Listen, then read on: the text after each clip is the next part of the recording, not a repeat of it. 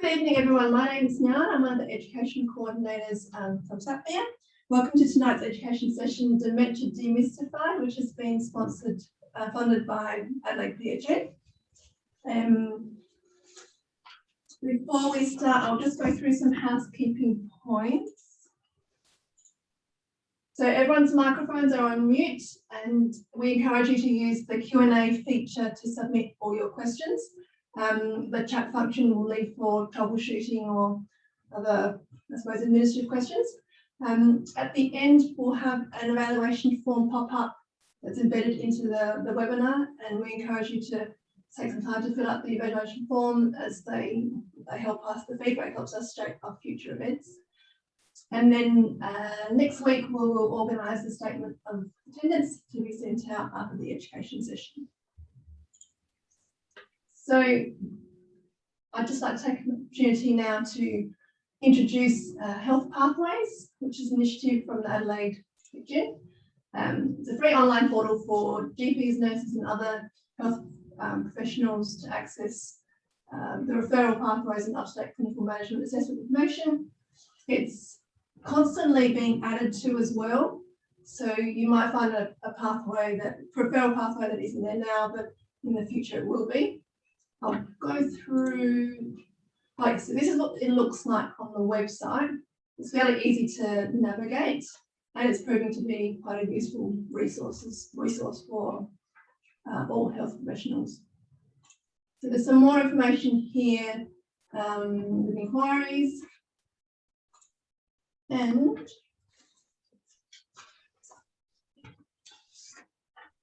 so delivering tonight's education session, we have Dr. Stephanie Daly, who is based in Adelaide. We also have Dr. Marita Long, dialing in from Victoria, and Dr. Hilton Coppy, dialing in from New South Wales. So all three of our presenters tonight are GP educators within the DTA Dementia Training Australia GP education team. And we look forward to them sharing their knowledge, expertise and education experience on this important topic tonight. So please welcome Dr. Stephanie Daly. Hello everyone, I'm going to hand over to Hilton, who's going to start the introductions. Great, thanks everyone for joining us tonight, and thanks for making us welcome. So if we can go into the next slide, I'd like to start by acknowledging the traditional owners of the lands on which we're all meeting, and pay my respects to elders past, present and emerging, and also offer a particular welcome to any First Nations people who are joining us tonight. I'm sitting currently on Bundjalung land in northern New South Wales, where I've been a GP for over 30 years now, and also part of Dementia Training Australia's GP education team. And joining me tonight as my co-conspirators, co-hosts, are my colleagues from DTA, Marita Long, who's a GP in Victoria. Marita, can you tell us a little of your background and involvement with the DTA program? Oh, yeah, sure. So as Hilton said, my name's Marita. I'm a GP in Victoria, and I've been part of the GP clinical education team for DTA over the past 8 years.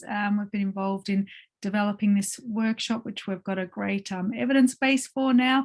We've got a couple of publications in the BMJ, which we can add the links for you if you're interested in looking at the research component of this workshop. And thanks for coming tonight.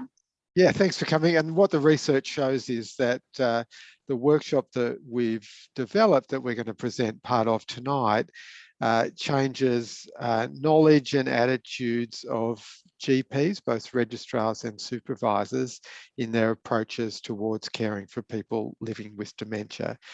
And in the last year or so, we've been very happy to be joined by Steph Daly, who's sitting in the office in Adelaide. So would you like to say hi, Steph?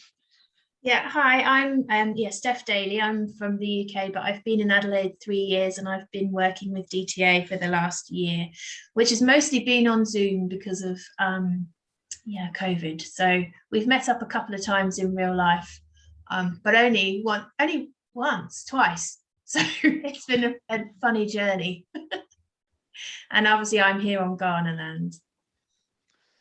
And it feels like this is the new reality, Steph, that this is how we meet and this is how we share this information.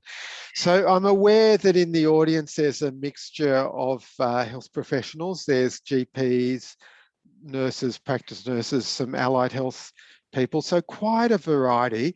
Our program has mostly been developed with the GP and GP practice nurse in mind, but what we found is that the information that we're going to share is really relevant for anyone who cares for people living with dementia.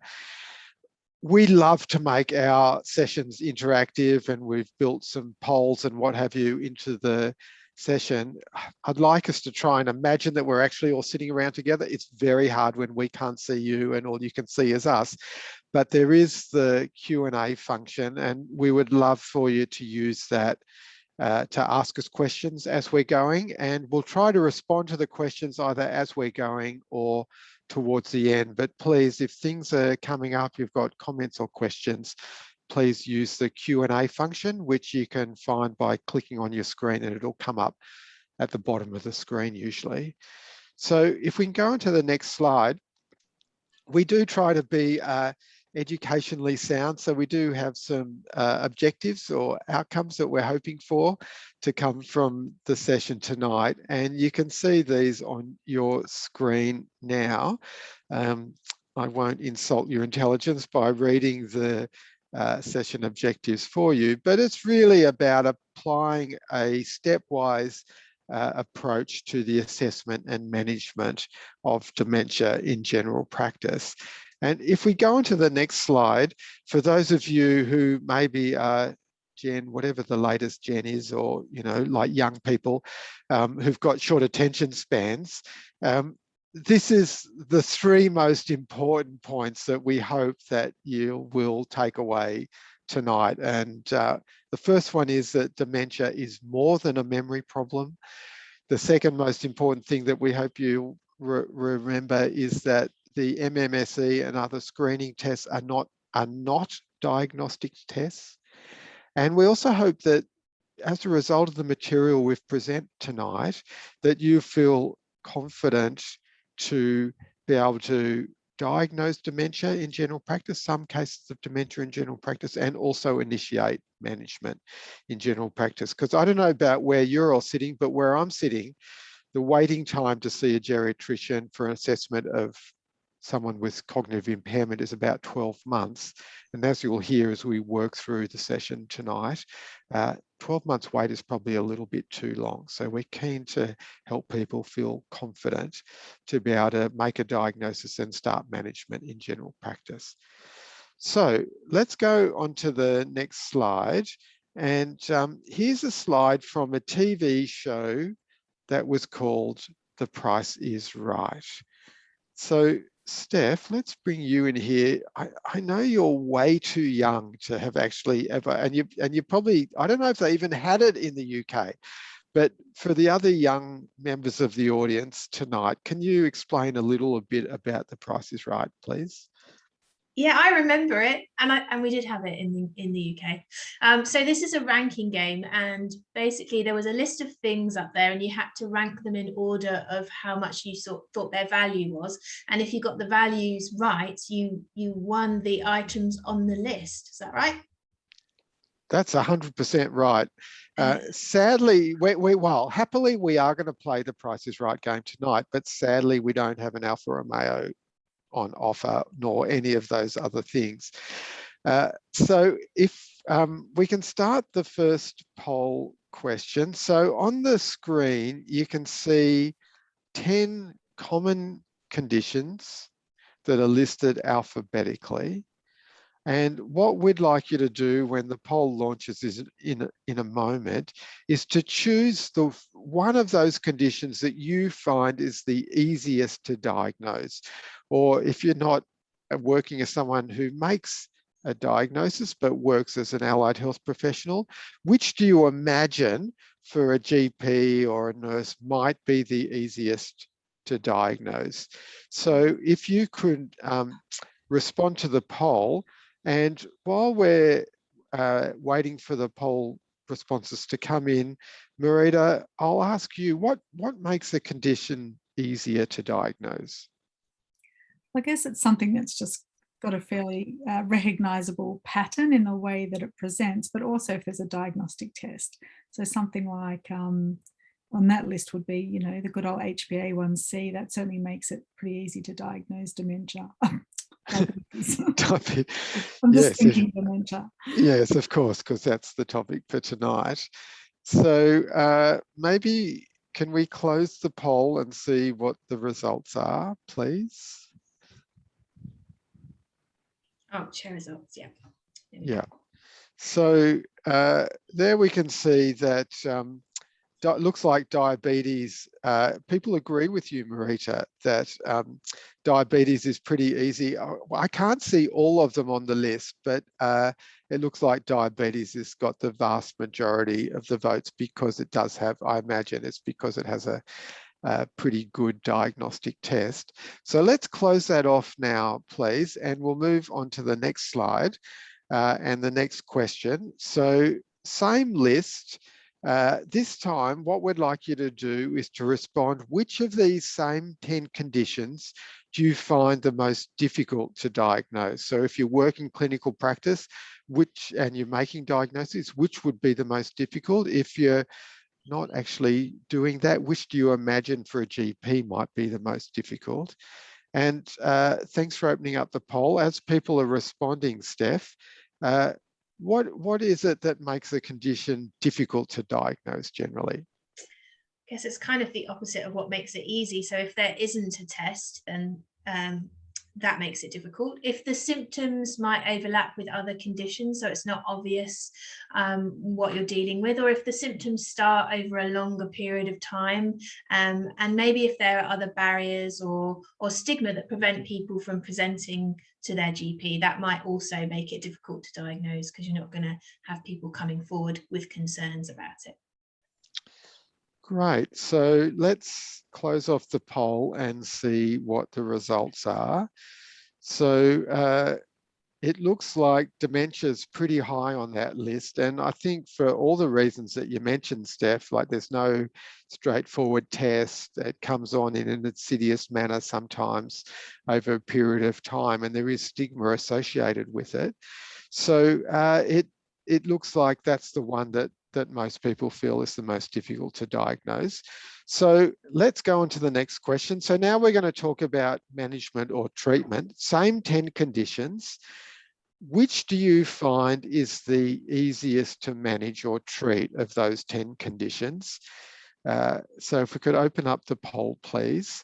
And again, if you're not actually involved in all the management, which do you imagine for a GP might be the easiest to manage? Marita, we're giving you the easy questions tonight. We're giving Steph the hard ones. That sounds pretty fair to me. Okay. So yeah, what do you think generally makes a condition easier to manage? Again, I guess it's one that has a pretty clear sort of natural history. It's relatively predictable for the most part. There's, you know, accessible medication or treatment, or in fact, what could be even easier if you actually don't have to do much, people just get better themselves. All right, well, let's close off the poll and see what the responses are. And we might need to make this full screen for a sec or scroll down, because I suspect influenza and pneumonia might get a few votes here. I don't know if you're able to do that at your end. You can't see it when I do it, but I can tell you that influenza and pneumonia got the most votes, followed by ischemic heart disease, bowel cancer, diabetes, and heart failure. Yeah, so all those ones that either get better by themselves or have very clear management pathways. And I could see that no one thought dementia was amongst the easiest to manage, which is something that we find quite often when we do this. All right, let's move on to the next one. You'll probably see there's a bit of a theme emerging here. Which of these conditions is the most difficult to manage or the most difficult to treat? And Steph, seeing as you're getting all the hard questions, what do you find makes a condition difficult to manage or treat?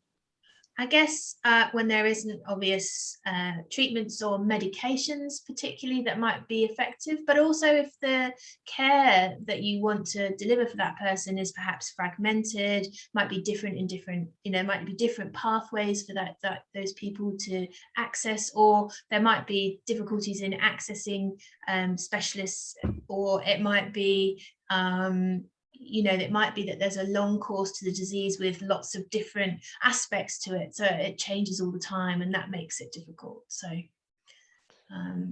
yeah, lots of reasons why it might be difficult. So let's close the poll and see what the answers are, please. So it looks like 11 out of 12 people who voted thought that dementia was the most difficult, which kind of again fits, Steph, with everything that you've said. And I guess, and this is what comes up pretty regularly when we do this exercise, is that dementia is the most difficult to diagnose of these 10 conditions and the most difficult to treat or manage. And that's why we're so delighted that the research we've done has shown that attending workshops like these helps people to feel more confident in their ability to both diagnose and manage these conditions. So let's go on to the next slide, please. And so what these 10 conditions are, you're probably wondering what they are.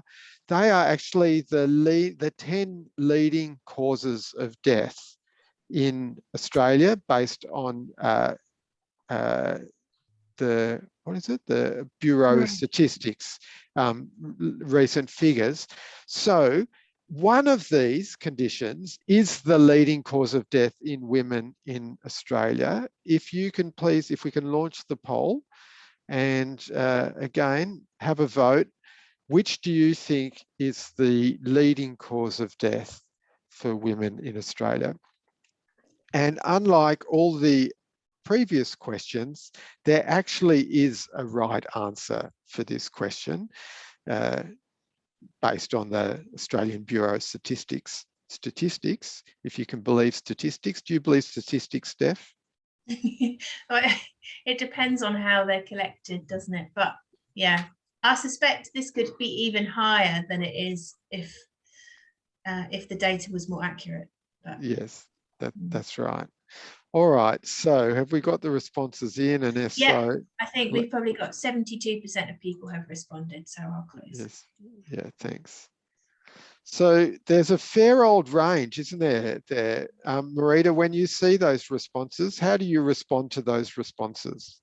It's really interesting. My other sort of area of interest is menopause, and it's amazing when you talk to women and their fears about MHT, prescribing hormonal therapy, and their big fear is breast cancer, the risk of developing breast cancer. And most people seem to think that breast cancer is one of the leading causes of death for women. It actually comes quite low down. But the interesting and the most important thing here is the leading cause of death in women in Australia for the last couple of years is dementia.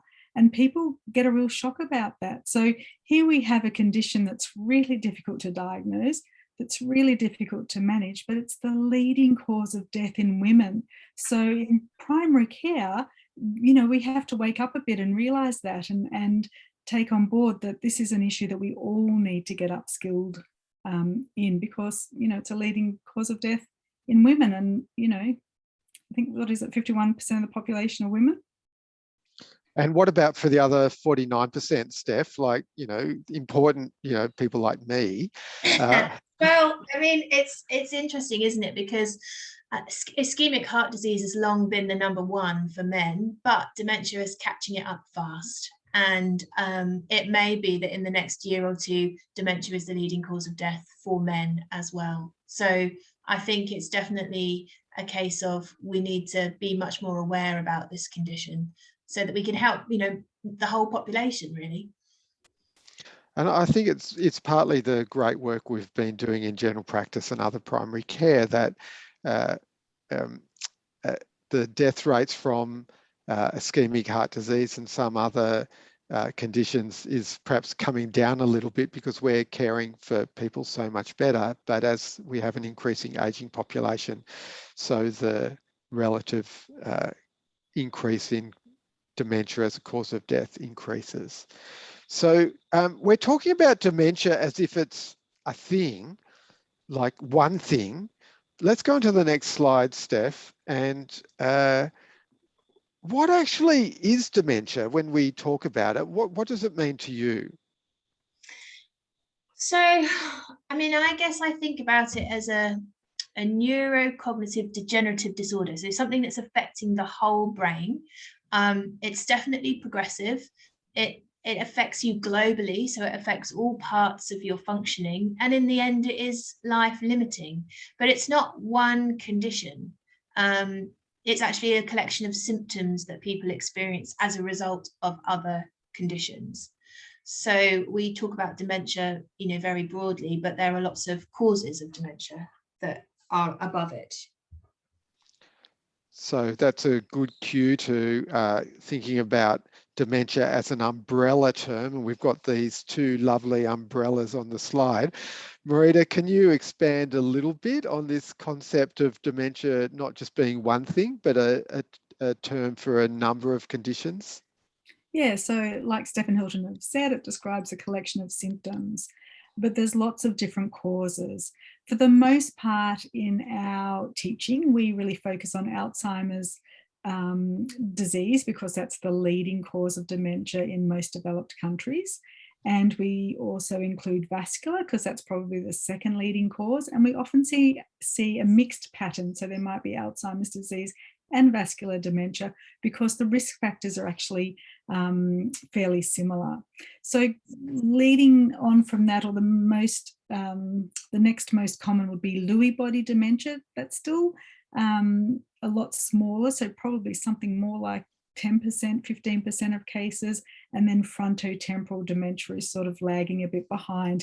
But I guess we need to keep in mind with all of this too that it is a fairly new space and more is being understood all the time, and we're getting better diagnostic ability to nut out some of the others as well. So we may see that does change a little bit over time.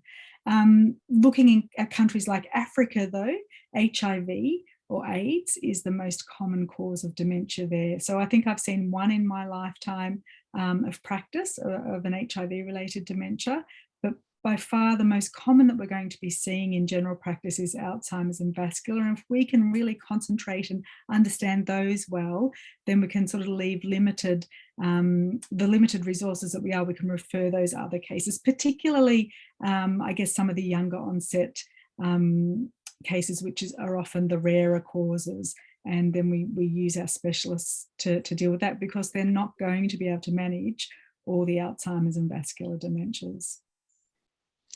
So, and there's one other very important thing about Lewy body while we've got this slide up, Marita. What's one of the hallmark signs of a Lewy body dementia?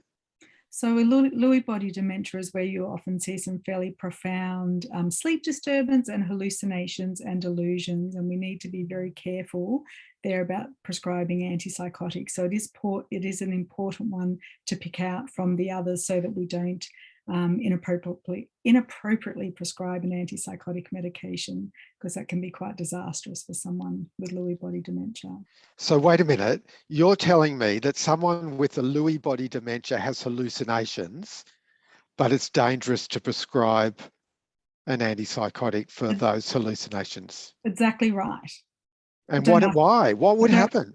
But it's a risk of neuroleptic malignant syndrome that can happen with the antipsychotics. Don't ask me all the details. We might have to refer to our Dr. Steph for that. She might know more about that. It's an important one to pick up. Really, people with Lewy body dementia at this point in time probably do need some specialist input. Yeah. Because it is a little bit trickier. Because we don't want to make people worse. Potentially, no. No, actually, exactly. no. Actually, no. And I have done that. I have given an antipsychotic to a patient with Lewy body dementia before we realised he had it, but it only took a couple of days before we realised actually it was the wrong choice of medication. But that was with specialist, input. Yeah, it's always good to blame the specialist, isn't it, when they're not here because they recommended it. Yeah, exactly.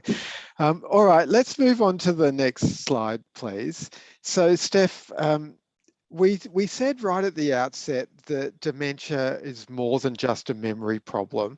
So one of the things we've done is devise this framework, which we call the 5 domains of dementia, as a framework to help us all think about dementia as more than just a memory problem.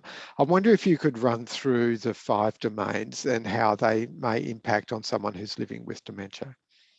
Sure. So we do start with cognitive decline, which is the kind of memory function, but it's not just about memory. It's not just about forgetting things. It's also about problems with perhaps word finding difficulties or orientation, knowing where you are or where you've parked your car, things like that. So, or having difficulty, with executive functioning and trying to plan for things. So cognitive decline is really thinking about the brain function of your thinking, basically. And so you will see that there will be problems coming over time, but you need to ask some quite careful questions to kind of pick up that, because people won't often talk about, that I'm forgetting all the time. They might come about that, but they might not. So you need to be able to ask those questions surrounding those other functions of cognition. And then functional decline is really when that cognitive impairment is affecting somebody's ability to function on a day-to-day basis. But again, it's not just sort of your normal activities of daily living like washing and dressing. Those might be affected in the end, but at the beginning it might be just something simple like your ability to cook a complex meal. So most people will be very good at cooking maybe a roast dinner. Not everybody, but most people will be able to cook a roast dinner and get all the components right without getting flustered or find it difficult or burning one part of that meal. But if you're not then able to perform that function as well as you used to, and perhaps you finding that just a bit too overwhelming, or perhaps the style of your cooking has changed so you're more likely just to cook a very simple meal, that shows a decline in function. So again, it's all about the questions that you're asking the person. It might also be that somebody was able to go and play bowls, for example, but now they struggle with the concepts in terms of adding up the score, or they're just not as able to perform that social function as they used to. So that's the functional decline, and you need to have both of those to make a diagnosis of dementia. But as we were saying about Lewy body presenting with hallucinations, so too can Alzheimer's disease. It can present with hallucinations as well, and those hallucinations and delusions can occur at any time throughout the course of the disease. So they might present quite early on, or they might come later on in the disease. So if somebody is presenting with sort of abnormal thoughts, then particularly if they're older, then you need to consider whether or not there is some kind of cognitive impairment. And then behavioural changes. Again, these can occur as part of the disease process quite early on. So apathy is one of them, where people tend to want to withdraw from social interaction. And that might be to do with the fact that it is too overwhelming of times, or they might find that they can't follow conversations, so they don't want to go out places. But it can actually be a symptom of dementia as well. And then most people are familiar with other behavioural changes that can occur and tend to occur perhaps later on in the disease process, in response to other environmental factors. So if somebody's in a nursing home, for example, and is being cared for by a member of staff but doesn't perhaps get on with that member of staff, then they may have some agitation or distress when they're being cared for by that person. Or it might be, if they're in a busy environment, it's too overwhelming again, and they might have sort of agitation again. So there are different kind of behaviours that occur, and some of them we class as responsive behaviours, and some of them are part of the disease. And then finally, physical decline, which really occurs, as we said, it's a progressive disease. So eventually when you get that brain being affected affected in, you know, a global way, it really affects your ability to move about. So you're not as able to walk. You're more likely to be bedbound. You lose the ability to control your bladder and your bowels. You lose the desire to eat and drink. And so your basic functions are really affected. And so this is when people are more likely to be, you know, in a nursing home, and more likely to probably be confined to, you know, a chair or a bed or something like that. And that's just before the kind of terminal phase of the disease, I guess. Is that all right? Oh, that's all right, Steph. No, that's really, really good. And, you know, I was thinking as you were talking, there's so much in this. And I remember when I started working with Marita 7 or 8 years ago on this project, and I knew nothing about dementia. I'm pretty ashamed to say that my knowledge of dementia was really poor. But learning about these 5 domains was so helpful. It took me a while to get them into my head. So when people would come and see me and say, I think I've got dementia, and I do their cognitive screening test and it was maybe okay. And it didn't seem to really satisfy their fears or their anxieties. But once I started talking with them about, well, about the domains, dementia is more than memory. It includes functional decline, and asking people what they're doing now and what they could do a year ago or 5 years ago, and they're still doing exactly the same sort of things. That was really helpful for me to reassure my patients that, no, this probably isn't a dementia because these other 5 others of these domains aren't present. So it took me a while, didn't it, Marita, for me to get this into my head, but once it was there, it certainly helped my clinical practice. So I think it helps your questions. It helps your history taking, doesn't it? It helps you know what questions to ask rather than just basic questions. That's what's helpful about it. Exactly. And it's like when we get to the inclusion criteria that we'll come to in a minute, you'll see about how it's gradual and progressive, and those elements are really important in history as well. But before we get to the inclusion framework, let's go on to the next one, which is the stages framework. So you'll see that we're trying to make this complex condition called dementia a little bit simpler by identifying these key frameworks that help to make it easier to think about and to conceptualize. So Marita, I know we're very familiar with staging of many other chronic diseases. I wonder if you could talk a little bit about the stages that we talk about in dementia. Yeah, sure. Just 2 things I want to pick up on though. Hilton said he felt ashamed he didn't know much about dementia. None of us should feel ashamed about that because none of us have had any education. You know, in the thousands of people we've surveyed, very few people tell us that they've ever had any education. So we shouldn't be ashamed. And going back to the frameworks that we're presenting, they're actually developed in conjunction with a geriatrician colleague of ours in Hobart. And interestingly, she was a primary teacher before she was a doctor. So she liked to put things in ways that people could understand them. And I think it's been a really great help. And same as what Hilton and Steph say, it can really guide the whole process by just having these different frameworks. So in terms of staging dementia, there are gazillions of staging systems all around the world that people choose to use, but we're keeping it in keeping with it being more simple to understand. So we're having a 3-stage system. Now, like chronic kidney disease, there's not a cutoff. We don't have an EGFR that we can use to say we're in stage 1 today or stage 2 tomorrow. These stages are quite nuanced and people with dementia, because they all experience dementia in different ways, depending on what other comorbidities, what supports they have, they can be sort of crossing some of these stages as well. So just keep in mind, it is just a guide. So we use a stage system called 1, 2, and 3, and that's really to get away from the concept of mild, moderate, or severe. We really want to take away the notion that dementia is a mild disease. So we're having stage 1, stage 2, and stage 3. So stage 1 is really where we'd like to be able to make the diagnosis for people living with dementia, because this is where we can probably do the most. So this is where someone's still at home, relatively independent, still able to do quite a lot of stuff there may be some supports in place, but usually they're able to still function quite well.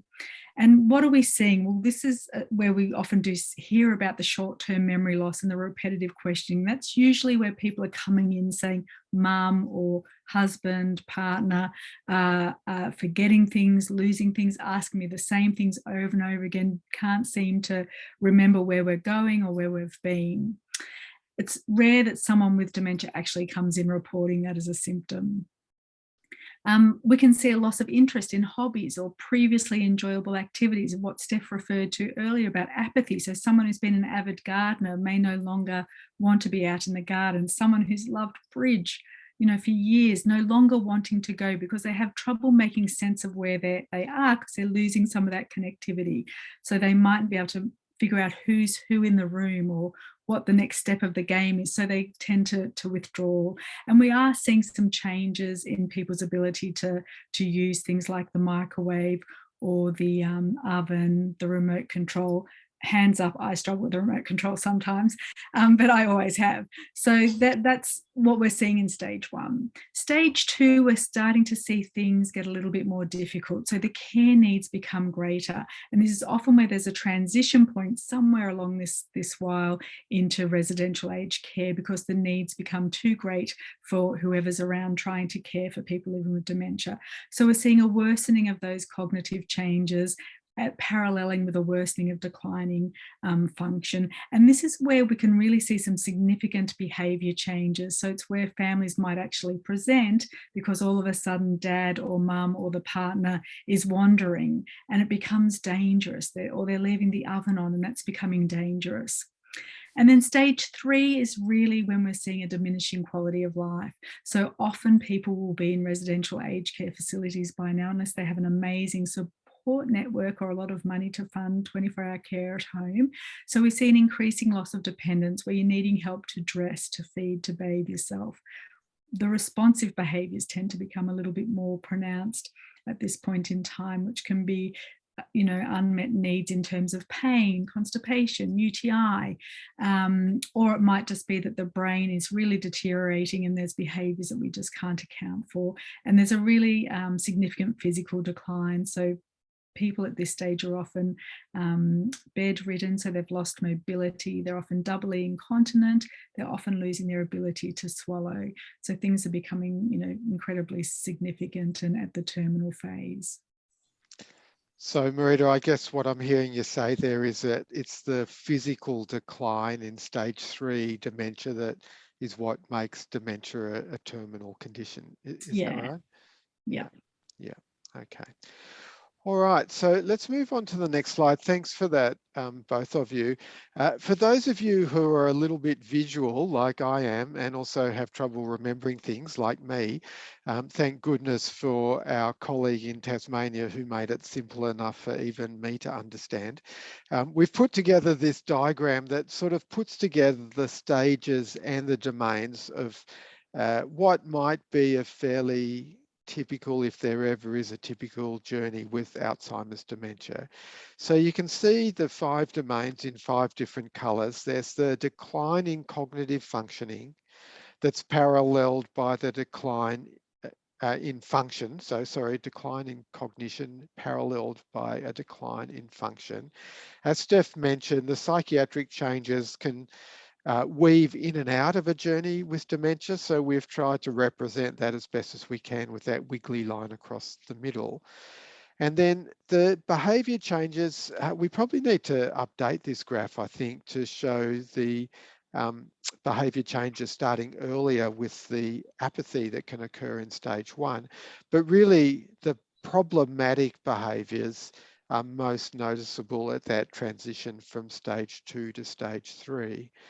And then the physical decline that both Steph and Marita mentioned as the blue line, that sort of kicks in and progresses. And that's the decline that is what makes dementia a terminal illness. And the thing I really like about this diagram is that if you look at that transition between stage 2 and stage 3, actually the diagram's pretty messy at that point. Marita, you've had a lot of experience caring for people with dementia. What's it like for families and people at that time, but that transition from stage 2 to stage 3?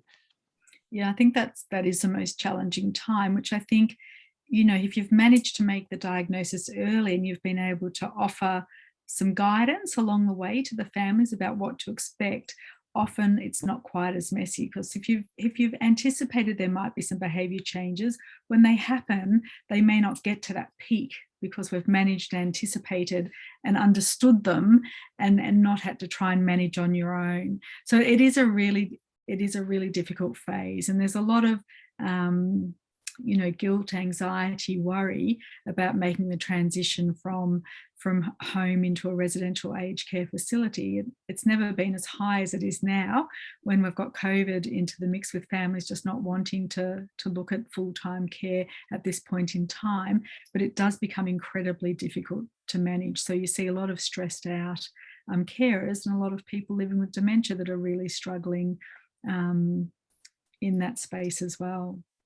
It is a really difficult time, and I know my father died from dementia, and that transition from stage 2 to stage 3 was really difficult, and it actually took a series of falls and an admission to hospital that resulted in his moving into a residential aged care facility, because it was just such a difficult time for all the family. So we've offered 2 of our frameworks. There are the 5 domains and the 3 stages. We're going to move on now to the inclusion and exclusion criteria.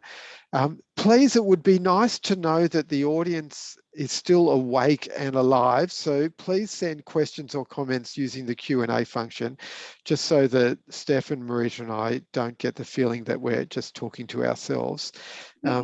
Which is okay, but it would be nice to know that there's someone out there who's thinking and perhaps intrigued or curious. So if you're intrigued or curious and would like to share your curiosity with us, we'd be delighted to hear it.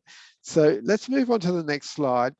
And Steph, we've got this framework of the inclusion and exclusion criteria that Jane Tolman, our friend in Hobart, helped develop so people like me can understand better about dementia, mainly because the DSM-5 or the ICD-10, they're quite complicated and not that user-friendly for general practice.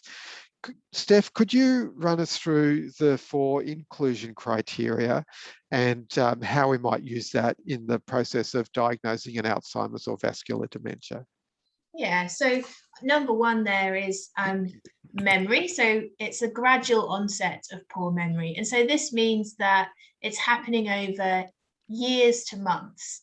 So most people will probably come in saying it was months, but when you ask them further questions, or after you've kind of talked about all of the symptoms that people might notice, then they start looking back and thinking, oh, actually, it was there a year ago. Or people aren't very good at remembering time, I find. People come in to see me in the practice and they say, oh, it was just a couple of months ago, and it was like 6 months ago that they were in. So trying to get a good understanding of when they notice the change. So usually it will be over at least the last 12 months. It's not something that happens over days or weeks.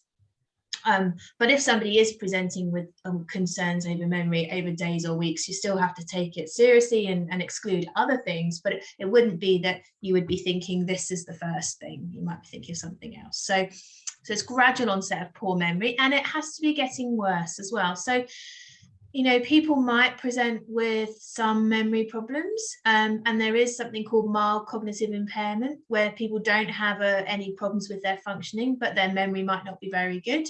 But in that case, that isn't always getting worse. Again, that's something that should alert you to follow that person up, because what's happening on that day might not be the same thing that's happening in 12 months. But it should be something that's gradually getting worse. So there has to be, as we said before, one of in the definition, it's progressive. That means it's worsening over time. So you need to get some context of what's been happening. So you ask, what was your mum, your spouse like this time last year? And sometimes I find it's helpful to give people some time of year to think about it. So what were they like on their last birthday? What were they like at Christmas? Because people can remember events more than they can just remember recent times. So that's a good way of asking it. And then in order to be a diagnosis of dementia, it has to be impairing your function.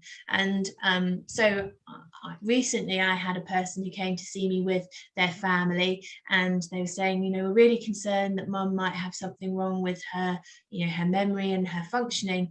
And I said, well, you know, tell me about what your day-to-day activities are like. How do you know, what do you have for dinner?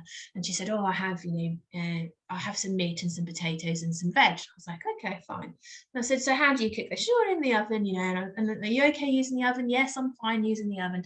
And her daughter and son were in the room, and they both turned around and said, yeah, but mum, that's not how you've always been cooking. And actually, this lady was a chef in her past life, you know, so she was a very skilled cook, and she would cook much more extravagant things than just meat, potato and vegetables. So that was an obvious failure in her functioning. So that was a change in her functioning. Failure is probably not the right word to use, but there was a definite change. She changed in the way that she was doing things. So that's something that you need to ask questions about when you're trying to decide whether somebody has a dementia. And then cortical dysfunction. So this is when you're asking people, I like to ask people, you know, when you're having a conversation with somebody, do you get to the point in the conversation when you want to say a word, but you don't know what that word is, and you stumble over it, or you can't find the word, or you're thinking for ages, or you say the word, but it's the wrong word for the thing that you're trying to say. And if that's happening more and more often, then that can be a problem with you know, your speech function. So you're having a dysphagia. People will also not know the names of objects sometimes and misname those objects. And also they'll have trouble with using everyday objects. So where somebody might have been, like I've previously also had people who'd worked as accountants, or, you know, always been the sort of people that keep all of their files on their computer. They're really good at using the computer, but suddenly they're not, well, not suddenly, but over time, they've not been able to use those computer programs like Excel. They've lost interest in, perhaps they were the sort of people that kept loads of spreadsheets, and the wife says, he's no longer keeping all those spreadsheets. I've noticed that he's not sitting on the computer as often. Well, that might be because you know, you're not able to use that device anymore. And the same thing happens, as Marita said, with remote controls and, you know, microwaves or other objects in the home. Or even with everyday objects, you might struggle to know what that item, you know, you could look at something and not remember or realize or identify that the thing you're looking at is a hairbrush, for example. And so that can happen as well. So that's why what makes I think dementia so interesting is that people will present in all these different ways, and it's so interesting to ask all of these questions and find out about what's happening for that person. And unless you know that these are the things that are happening, you're not going to ask the questions. So that's why we've developed this framework, so you can start to think about how you might ask those things. Yeah, thanks, Steph. That's a really, really good summary. And we did have a question about a screening test for, or diagnostic test for dementia. And what we're offering here are these 4 criteria that need to be present to make a diagnosis of a dementia. And as we'll see in a minute, most of that comes from history. And as Steph has said, if you don't ask the right questions, you're not going to find the right information. That's history from the person and perhaps from their family. But examination is part of it. And Marita, how do you go about diagnosing some of the cortical dysfunctions in the general practice setting? What kind of, I mean, partly it's history, partly it's examination, depends how you look at it. How do you check for dysphagia, first of all? It's quite an easy thing to do, actually, a pretty quick test in the office. And what I do is either ask the person to tell me all the animals that they can name. So Hilton, if I was to ask you, for example, and you're someone who has dementia, I said, Hilton, could you tell me or name all the animals you can think of? Show me how that might look. If I had dementia or didn't have dementia? If you had dementia. Okay, so if I had dementia and you asked me all the animals, I might say, what was the question again? And then I'll go, cat, goldfish. Is goldfish an animal? Yeah. Budgie, is budgie an animal? Yeah, so you can see there's that hesitancy. You don't just fluently reel off a whole lot of animals, which someone without a dementia, so Steph, would you be able to just reel off all the animals you can think of just to show the difference there? Yeah, I would probably go cat, dog. You don't have hamsters, but we have them in the UK. Guinea pigs, rabbits, mouse, rat, bird, tiger, lion. Yeah, so you can see that Steph's coming up with a nice flow of animals. They're kind of categorized. Often people with dementia will give you 3 or 4 and they'll just stop them. And you'll have to say, oh, can you think of any more? You know, and then they'll go back. And I don't know if you noticed that Hilton turned his head. So we're assuming that someone's sitting next to him. So he turned his head to try and get some help. And we often call that the head turning sign.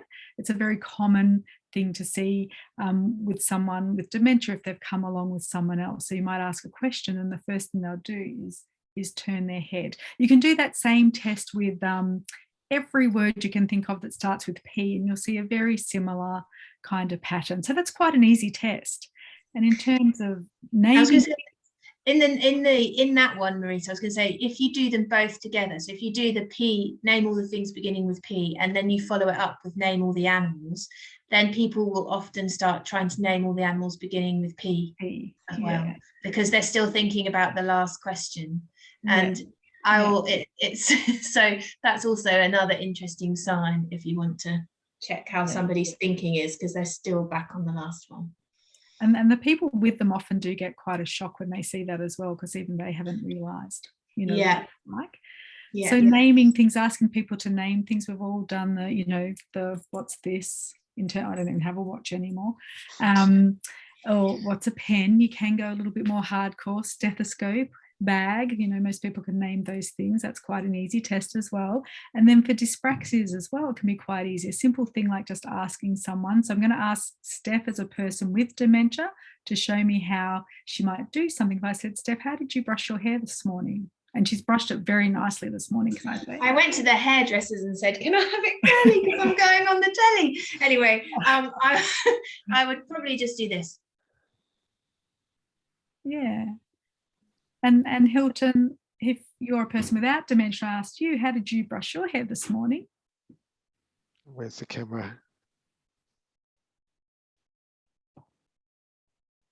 Yeah, so the difference is we can see Hilton's picking up a brush, an instrument, and he's using it, whereas someone with dementia might just sort of, oh yeah, my hair, yeah, I just brush, you know, they won't be able to understand exactly what you're asking or show you what you're asking. So they're quite simple tests, actually. It's amazing how many times I do this and think, there we go, I've got, you know, cortical dysfunction. Yeah, which is one of the inclusion criteria for a diagnosis. What I find with the dysphagia is sometimes people will talk a lot but not actually say very much, kind of like how politicians will rabbit on and have a lot of hot air but not much content. So it's what one of our local geriatricians calls empty talk. So I might say to someone, oh, what have you been doing? And they'll go, oh, I've been busy. What have you been doing? Oh, you know, this and that, the usual sort of thing. And then maybe it'll be the head turning sign. I've been busy, haven't I? You know, like we've been doing stuff, haven't we? So they might talk a lot, but there's not much content because they have difficulty either with memory or with words. And then like with the agnosia, the naming things, it might be like I'll hold up my stethoscope and say, what's this? And they'll go, oh, look, I know what that is. It's the thing you use when you're a doctor. And I go, yeah, what's it called? And they can't name it. So agnosia is the naming of things, or both the recognition and naming of things. And it can be, as Marita mentioned, sometimes the family can be kind of shocked when they see the level of loss that occurs. But also what can happen that I've observed is that when these kind of tests are done repeatedly, there's a sense of embarrassment also for their partner or their parent that they're kind of like failing these tests. And of course, they're not diagnostic tests, they're kind of like assessments. But I think that's the thing where things need to be done in as a respectful way as possible, so that both the person and their family and carers don't feel a sense of shame, because there's already enough stigma around dementia, isn't there, Steph? Like, that's one of the barriers, isn't it? The stigma. Yeah, and I think also if people felt uncomfortable, like, you kind of have to ask the room as well when you've got the relatives and the person there. Ask the person whether they're comfortable with their relatives being there for doing some of these things as well. It can be helpful for the relatives to see what's going on, but also if somebody feels really conscious about it, and you don't want someone to be getting anxious, because that will impair their functioning as well. So you want to do these things in a calm manner. And I always reassure people that doesn't, because actually I do the ASAR quite a lot, and lots of the questions on there are actually quite silly questions. You kind of think, why am I asking this? So I do say, don't worry about the questions. Some of them do seem a bit bizarre, but just answer them as best you can, and it's not a test. Because people get very worried. Or the other thing that happens is they go home and start revising for the next time you're going to see them, in case you're going to repeat the test, and they want to do really well, and they're trying to write down all the names of the animals. So yeah, trying to not make it another barrier for people. It's just adding information to your history, which is really the most important thing. The I have a few patients in the retirement villages who word each other up about what they're going to ask. And I mean, I think for a lot of the patients already, I'm thinking, well, this person's got quite good metacognition, because they've already been asking around, what are they going to ask me? What are they going to get me to do? And they usually don't. They usually do very well. Yeah. So it's that thing about being respectful. I know I've got one patient who just keeps telling me the name and address of the person on the MMSE every time she comes in. She says Jane Smith, 25 Bowen Street, whatever it is. So like she's definitely memorized that one. Yeah. So we've got the 5 domains, we've got the 3 stages, we've seen the 4 inclusion criteria. So now, Steph, if we could move on to the 3 exclusion criteria, and perhaps you can run through these, Steph, for us and just explain what we mean by an exclusion criteria and why these 3 things fall into those categories. So as I mentioned, if somebody starts to have sort of memory and functioning difficulties in the weeks to days time frame, then it's still something to be looking into. And one of the possibilities is that person's experiencing a delirium, which is a temporary problem with their cognition as a result of an external problem. So it could be in response to an anesthetic, for example, or it could be in response to an infection, or in response to a medication. And the after effects of delirium can actually last for some time. So can last for 3 to 6 months after a pneumonia. Somebody's cognition might be affected. But the important thing about this, although you can't make a diagnosis of dementia if somebody's acutely unwell with something like a delirium caused by an infection, does make you wonder about their cognitive reserve and how well their brain is functioning overall, if a UTI can tip them into being quite confused. And so you want to go back and see that person, or put a little reminder on the medical record so that you review them 6 months or 3 to 6 months after their infection, to see whether their cognition has come back to baseline. And back in the UK where I was, we used to get discharge summaries. Where I worked in the memory assessment service, we used to get discharge summaries with people who'd had a delirium in hospital coming through to be seen by our service, because of the concern that was raised about whether or not they had an underlying dementia that hadn't been picked up.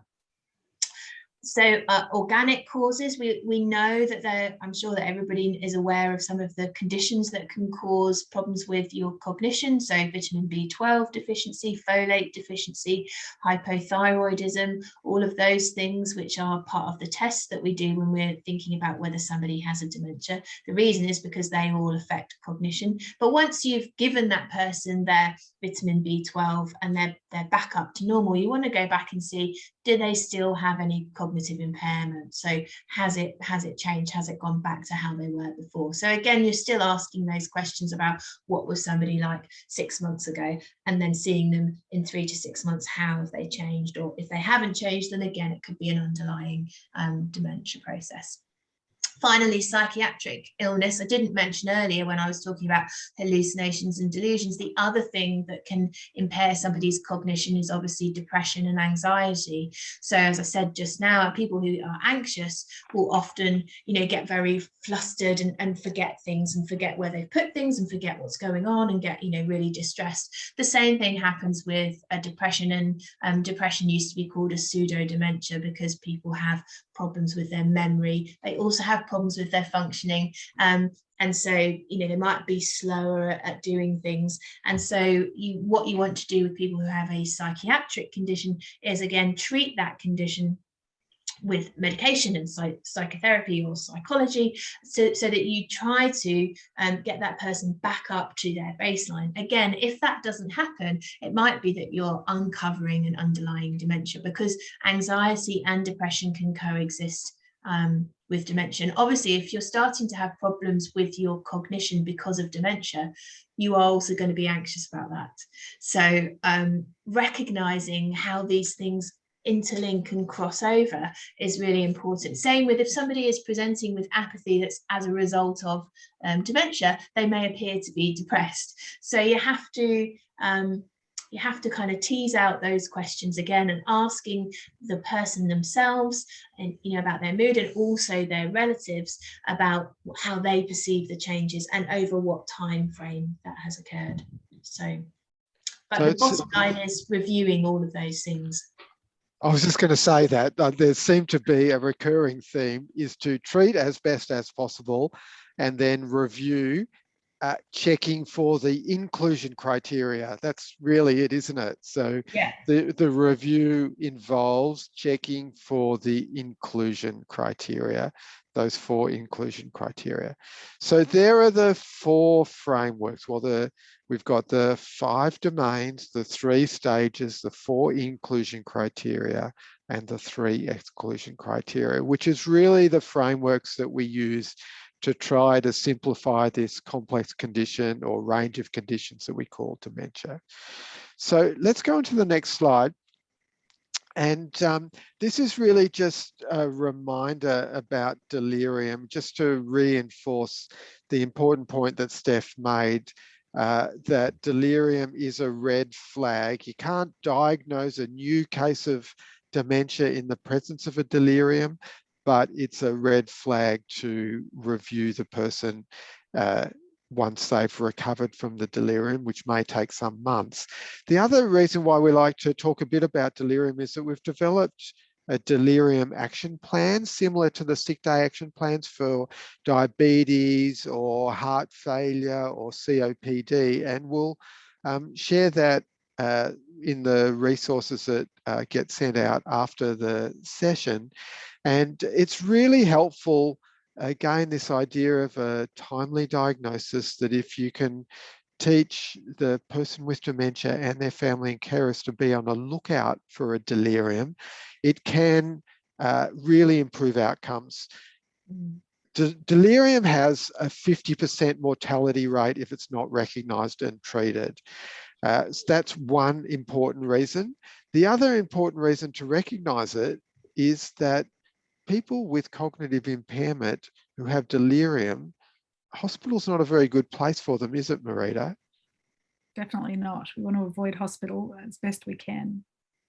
And so early recognition and early treatment can avoid hospital admission, which is what most people would like, and also can prevent really avoidable deaths if it's diagnosed early enough. So let's go on to the next slide. And Marita, we'll bring you in again here. We've talked a bit earlier about the importance of history. Do you want to just talk a little bit about this relative weighting of how you go about making a diagnosis? Yeah, so I guess that, look, the take-home message here with a lot of things in general practice, and I think we've probably learned this in even more throughout COVID when we've had to really switch to a lot of telehealth, just the importance of history. And, you know, you taking the time to do a really thorough and comprehensive history based on what we've learned now about the various domains, and then looking at those inclusion and exclusion criteria, you're going to get most bang for buck out of history. So we'd say probably about 80%. And then moving on from history, we usually go to examination, and the examination is going to help with that. So the examination can help us identify contributing factors, risk factors, or exclude other causes, diagnose other conditions, and then again investigations. Now investigations play a fairly small role as well. That may change a bit in the future, but at this point in time really that's about looking for any reversible causes that we're going to treat. And then once we've treated those reversible causes, remember we're going to come back and we're going to reevaluate and see if there is an underlying dementia there. So the examination is partly looking for the dyspraxias and the agnosia and dysphagia, perhaps, but also looking for exclusion criteria, perhaps causes, medical causes, and that's really what the investigations are about too, isn't it? Yeah. Marita, really looking for exclusion criteria, and we'll go into a little bit more detail about those in a minute. Thanks for those of you who sent questions and comments, really appreciate that. A couple of the questions we will get to, but we'll just keep moving for the minute. And what we'd like to do now is to try and make this real by introducing you to a patient called Anna. Anna may be familiar to you, the sort of patient you've probably seen many times. I know that I have. She's 75 years old. She lives on her own. She's a widow.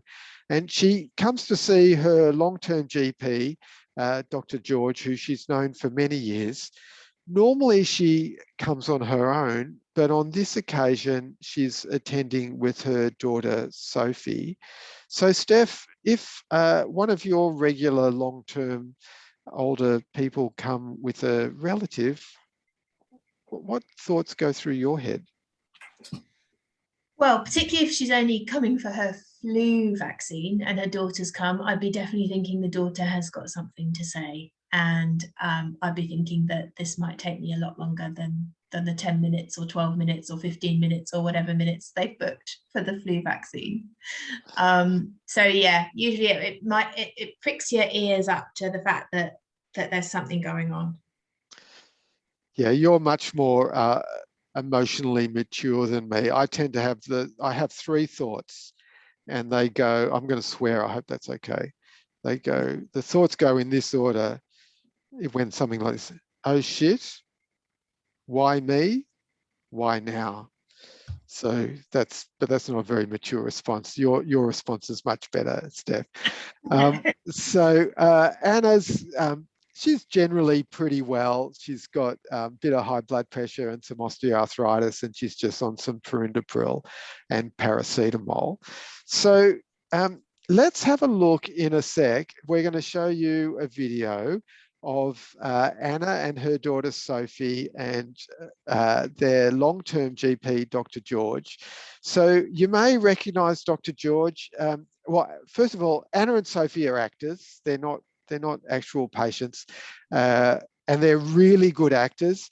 Dr. George, we had to ring someone in at the last minute to play the role of Dr. George. He's okay, not a very good actor. And Dr. George, he tries hard. He's a pretty nice doctor, but not maybe the greatest doctor in the world. Anyway, you may recognise Dr. George as well. Be kind to him.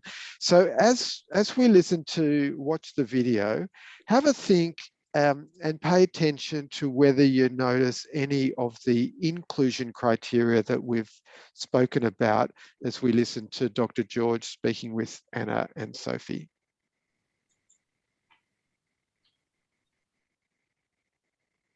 Hello, Hi, it's good to see you. How's things been going? Look, I've come about the flu injection. I think I'm a bit late, am I? You are a little bit late, actually. Oh, Yeah, I was wondering, did we sent out some reminders? I thought maybe you didn't get the reminder for the... I can't remember getting one, no. Yeah, well, that's great that you've come along today. Yeah. I haven't seen you for a little while. How have things been going? Cutting back a little bit. You know, the garden was fairly big, and I'm just sort of downsizing a bit on that because although I still love it, it was getting a bit much for me, so I'm cutting back on that. And I just had a look through your file before you came in and noticed that your blood pressure medication were due a little while ago. Have you still been taking your tablets for blood pressure? Well, I think so. Yeah, you take them in the evenings. Oh, do I? Right, yes, okay. But I've run out, have I? Well, the prescription looks like you should have run out a little while ago if you've been taking them regularly. Oh, right. Perhaps I missed some sometimes. I'm not sure. Well, it certainly it can be hard to remember, and there are things that we can talk about that might make that easier for you. Right, okay. Was there anything else that you were concerned about at this stage? Well, we're just having to have a little bit of a worry with memory loss, like forgetting to take the pills, which we've just heard now. There's been a few incidences of leaving the stove on overnight, not realising that you turned the stove on. I don't remember that. No, and that's the thing. There's been a couple of things that that you don't remember. Yeah. I don't know if that's normal at this stage, at age, but I just thought it might be worth Check on some of those things. Yeah. Okay, thanks. Perfect timing, Steph. Thanks for pausing there. Marita, if you were sitting in Dr. George's shoes, what might you be thinking at the moment? Oh, bugger, why me? Why now? Yeah. Yeah, I'd be thinking, oh, this is going to take a bit of time. And there's certainly a few red flags there. I guess I'd want to try and remember the patient agenda, why they've come or why Anna's come, because she is the patient. And I'd want to make sure that I remember that she'd actually come for the flu vax. But then my mind would be thinking about, how am I going to handle this situation? Because clearly I've got a little bit more history that I'm going to have to try and ascertain. Yeah. And is Dr. George doing anything okay so far? Has he been? Oh, he's all right. Yeah, he's listening. Yeah, he's giving Anna time to speak. He's keeping Anna very central. So he's focusing in on Anna. It can be very easy sometimes. We often do this when we have little kids come or adolescents, because the adolescents make it hard to talk to, but we often talk to the other person. And I think it's really important that from the get-go that we're talking to Anna and keeping her incredibly central to this process and making her feel comfortable. We certainly saw Anna do a few head-turning moments. Oh, have I? I've forgotten, have I? And I think George is doing an all right job. Let's see how he goes after this, though. All right. Well, let's see how he goes. So, Steph, maybe we can play to the end of this one, please. Maybe I'll take you around to see our nurse and she can give you the flu needle, because that's the main reason why you've come today. Yeah. And I'll ask Jane to also check your blood pressure and weight like usual, just to make sure that everything's going along okay. Right. One of the other things I'd like to ask Jane to do with you while you're there is to do a real simple memory test to make an assessment about how your memory's going. Yes. Because it seems like, from what Sophie and you were saying, that you've been having a little bit of difficulty with your memory. Yeah, I'm not sure about that, but maybe have the test. It would be good, and you've always been very proactive in your health and want to keep on top of things. So that's part of that process of staying on top of things, if that's okay with you. Yes. Yeah. And then perhaps as part of that process of trying to keep on top of things, while you're out with Jane, would it be all right with you if Sophie and I had a conversation about what she's been noticing for you? Oh, yes, that's fine. That's fine. Yeah. You're happy with that? Yes, I'm quite happy with that. Okay. So, oh God, that's a terrible slide. You asked for it to be enlarged. Yeah, not that one though. All right, Steph, thank you for that. So, first question, I'm going to ask you two questions. First one, what did you think about Dr. George asking permission to get the collaborative history?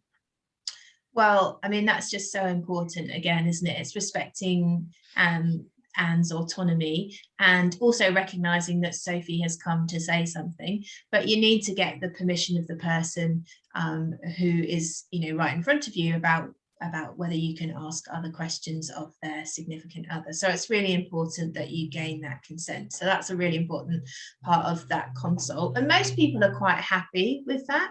And again, like I said before, sometimes they will want to stay in the room whilst the conversation happens. Sometimes they're happy for that to happen whilst they're in another room. And you probably need to check that as well, while, like you did, said whilst you're having the other test with the nurse, is it okay if I speak to Sophie? But giving people the option is important, I think. Yeah, just to point out that it wasn't me, it's Dr. George who's playing a role. It's Sorry, yes, Dr. George. Yes, just to clarify, because I would do a much better job than that. Yeah.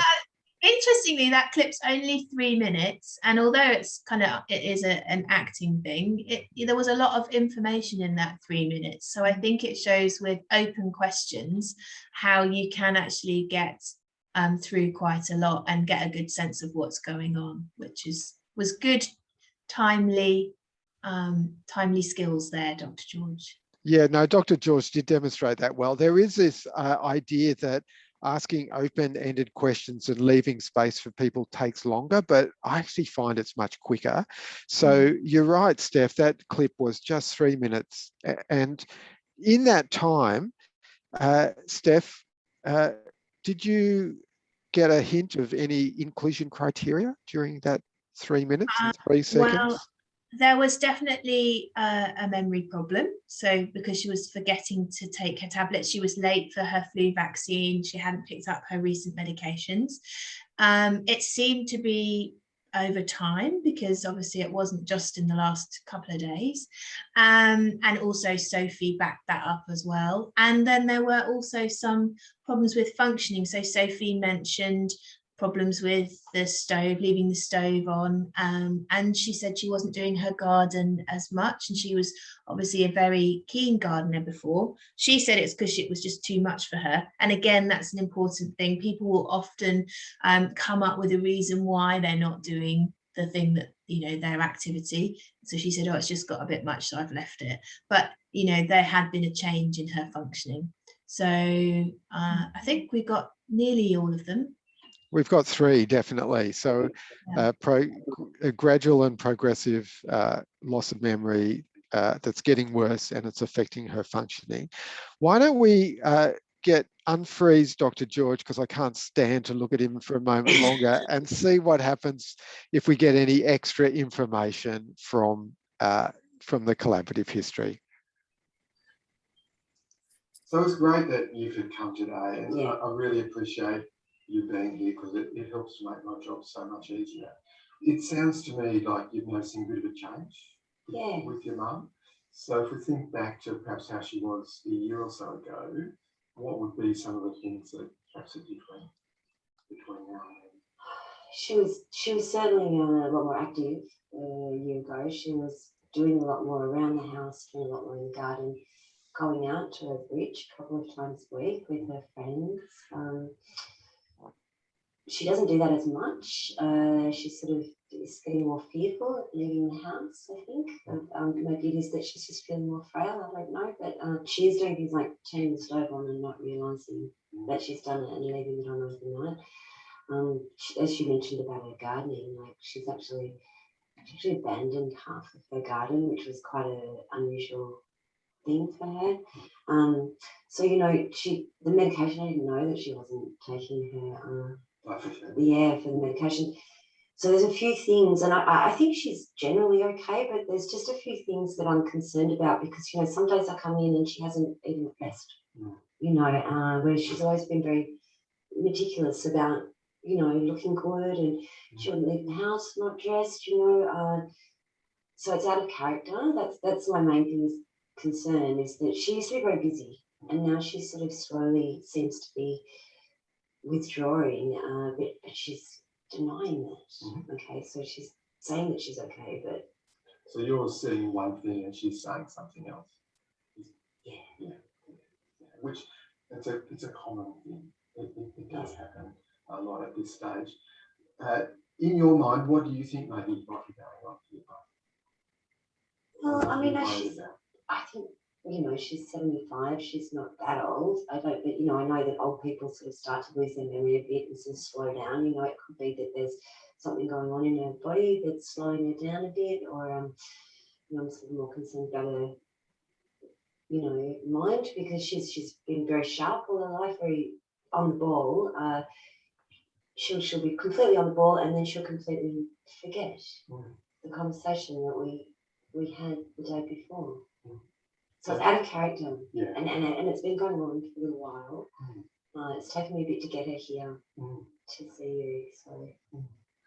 So had the thought of dementia entered your mind, that might be something that's going on in your mind?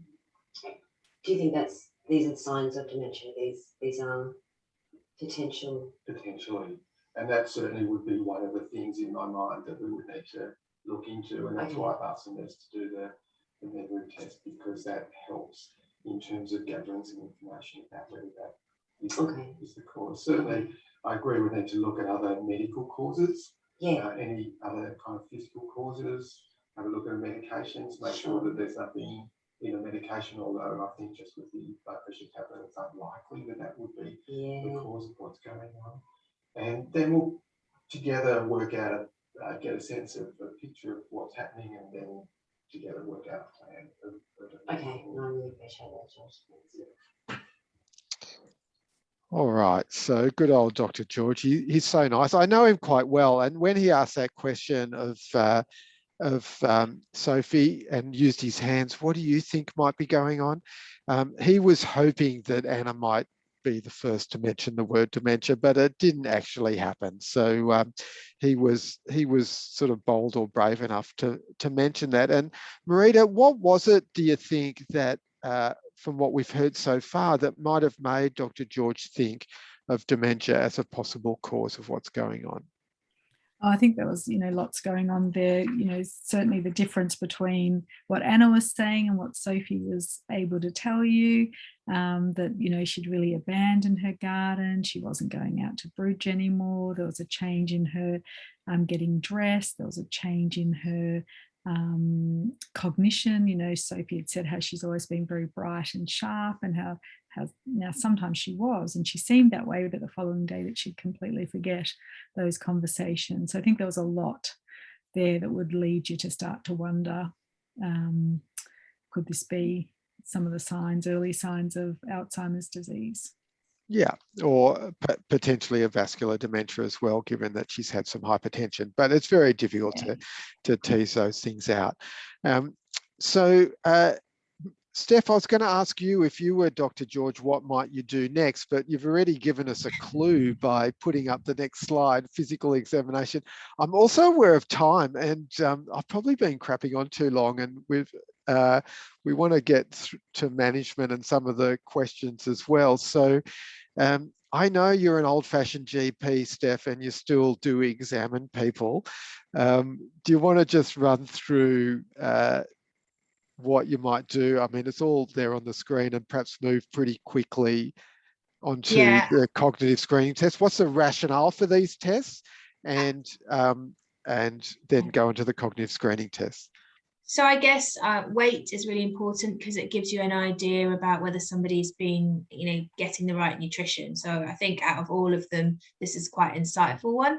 Temperature, you're just making sure that they haven't got a coexisting infection and this isn't a delirium. Same with blood pressure and pulse, because blood pressure we know is a risk factor, or hypertension is a risk factor for dementia. And if somebody's, in fast AF, that's, going to be affecting their functioning. So it's important to know. And also for your medication prescribing, it might be important. Focused neurological exam, just to exclude some other conditions. So thinking about Parkinsonism, and then a urinalysis, that's again looking for UTI. Consider an ECG. I think that's coming back to when we think about whether we're going to make any prescriptions. You might want to consider doing an ECG, and then cognitive screening tests, which I'm sure everybody is desperate to get onto. We will talk about just now in the next slide. Go. So, do you want me to talk about it, or? There you go. Yeah. Okay, so this is a selection of cognitive screening tests that are out there. So most people will use the Mini-Mental because it's embedded in all of the clinical systems, but it's probably actually not the most useful test to do. Lots of people who have got dementia or cognitive impairment will score very highly, and it's quite a crude measure of somebody's cognition. The mocha is much better, and you can do free training on this if you are a student. I think you can pay for it as well, but it's freely available. It's not too complicated. You just have to familiarize yourself with the scoring of it, because it's obviously a different one from the Mini-Mental that most people are familiar with.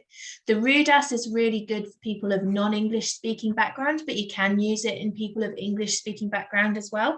It was developed in Australia, and it's really good because it's kind of story-like. It takes people on a journey through the questions, and it's kind of less intimidating than, right, we're going to sit down, question number 1 is this, question number 2 is that. So if somebody is a little bit more anxious or hesitant, then perhaps the RUDAS is a good one to do. And in terms of, practicing these, it's a good idea to practice on a colleague first before you do it in real life, but just get familiar with how the questions go, and once you're used to it, it's not that hard. I've only recently, this year is the first year that I've done a lot of RUDAS, and it's interesting when you do it through an interpreter.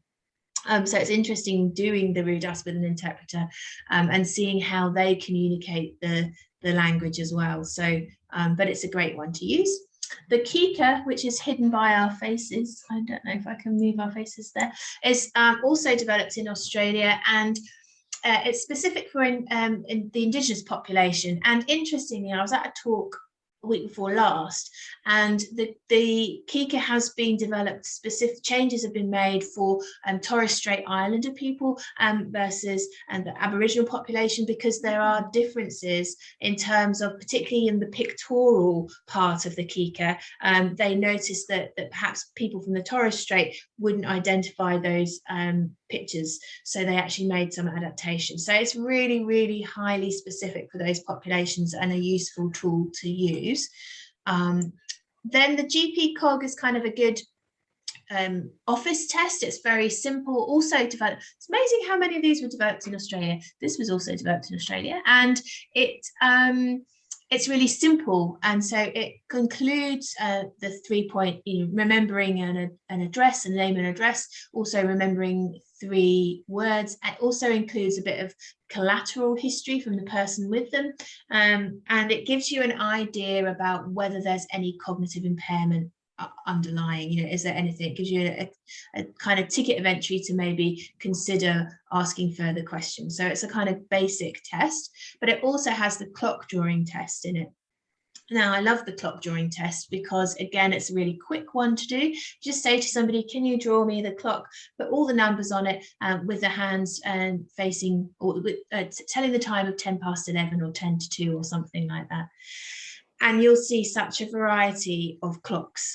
So sometimes you'll see all of the numbers all on one side. Sometimes you'll see a really small circle and the numbers are really tiny. Sometimes you'll see the numbers all around the outside of the line.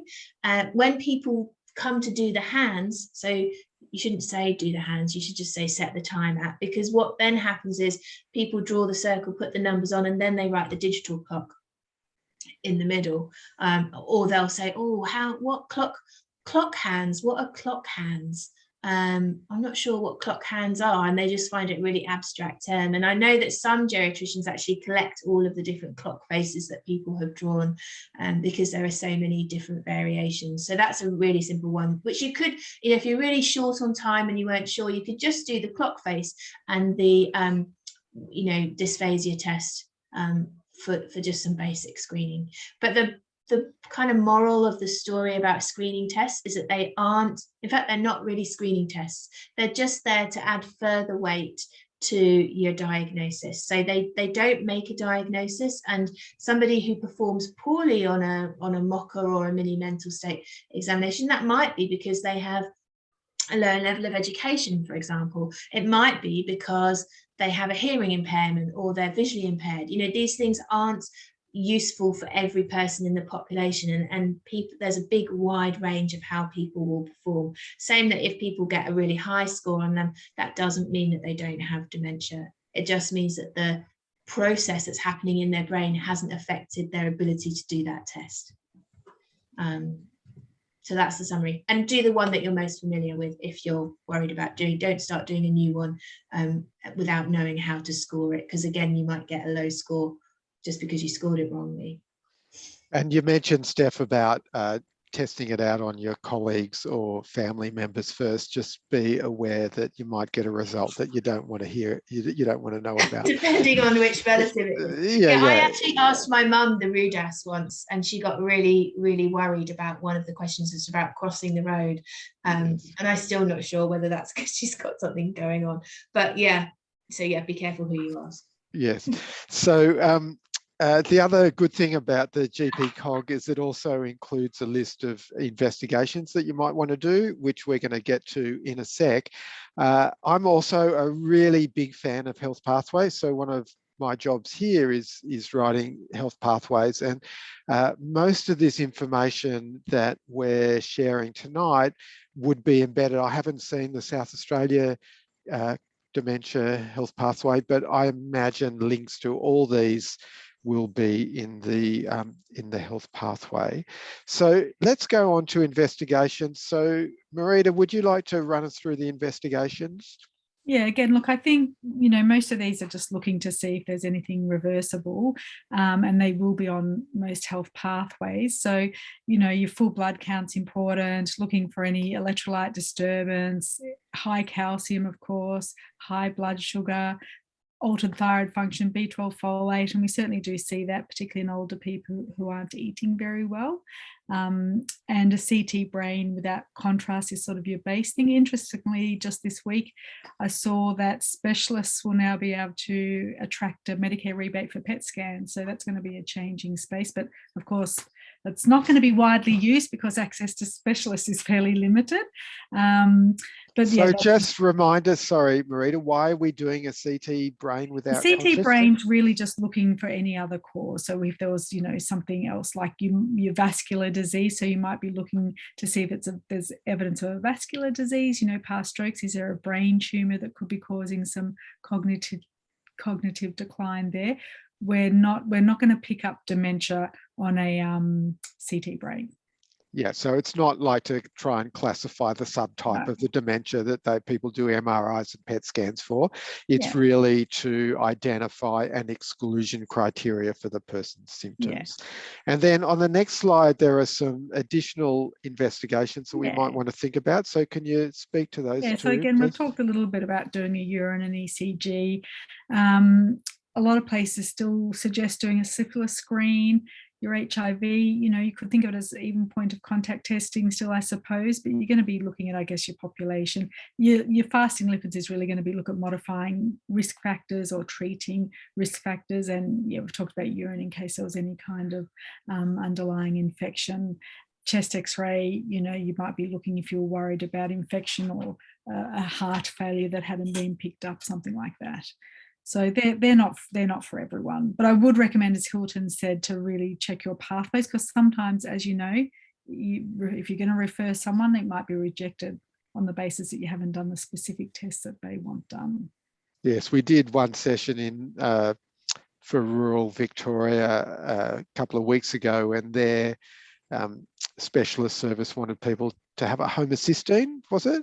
Yeah, homocysteine. Yeah, and we sort of looked at the evidence for that, and it wasn't very good. So that wasn't evidence-based medicine. It's what's called eminence-based medicine, that's what the local specialist demands. So if you want to get into the clinic, you've got to do those things. We did have a question earlier, which I might just throw to to both you, Steph and Marita. You can jump in first, because Marita, you mentioned about lipids being a risk, a risk factor for Alzheimer's or vascular dementia. The question was, are there any treatments that can help, or I think it was medications actually, but any treatments that can help to prevent or reduce the risk of a dementia? Why don't we talk about that now? Steph, you love this idea of brain health. So what's your response to that? Well, we'll show it in a slide a bit later on, but a pictorial version of it. But the Lancet last year did identify a number of things that might put you at increased risk of developing dementia. And the most common ones are actually all of the cardiovascular risk factors. So hypertension, diabetes, cholesterol. And I think and also that exercise is really important. So I think if we make sure that we do have conversations with our patients at an earlier age, so in their 40, perhaps in their 45 to 49-year-old health check, rather than just focusing on the heart, I think we also need to focus on the brain and the importance of managing those risk factors that we probably are already advising on, but focusing about how important it is also to protect the brain. Same with alcohol, same with social connection and connectedness, staying in touch with people and minimizing stress and anxiety, importance of sleep.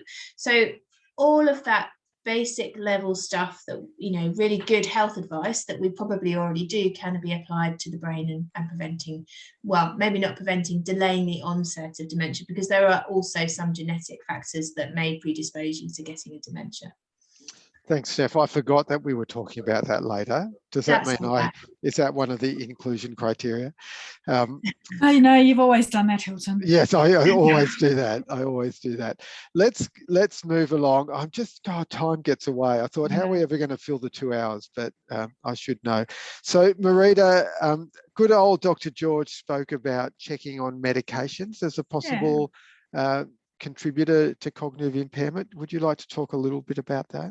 So I think the question raised about medication is a really important question, because there are so many medications that it can impact on our cognition, and so many of our patients are on. And you know what it's like when you look at an 85-year-old's file, you open it up and you look at the list of medications, and no wonder they can never remember what they're on or why it was started, because you sort of give one that causes something, you give another to help that, and you pop something else in, another condition pops up. So before you know it, they're on more than 5 medications in a blink of an eye. So this is a great little mnemonic: acute change in mental state. So these are all the medications that can contribute to cognitive impairment. And so medication is really important in terms of looking at what we can look for as possible causes, see what we can get rid of, which ones we can trial the patient off for a while and see how they go. So don't ever underestimate your ability to alter things by reviewing and changing medications. Also, there was a systematic review recently on the oxybutynin, and that actually was also shown to be a risk for dementia. So we know already that it can cause cognitive impairment in somebody already with a dementia, but there is evidence now that it also increases your risk of developing dementia. So all those people that you've started that on, something you need to discuss probably before starting somebody on that medication. It's a good reminder, isn't it, to just always go back and see also, has the medication done anything? Yeah. Often, we don't, and we'll come back and find, well, they're getting a tiny bit of benefit, but there's quite a big risk there. So, obviously we've got to be very mindful always, as everyone knows, of starting medications and stopping medications, Steph.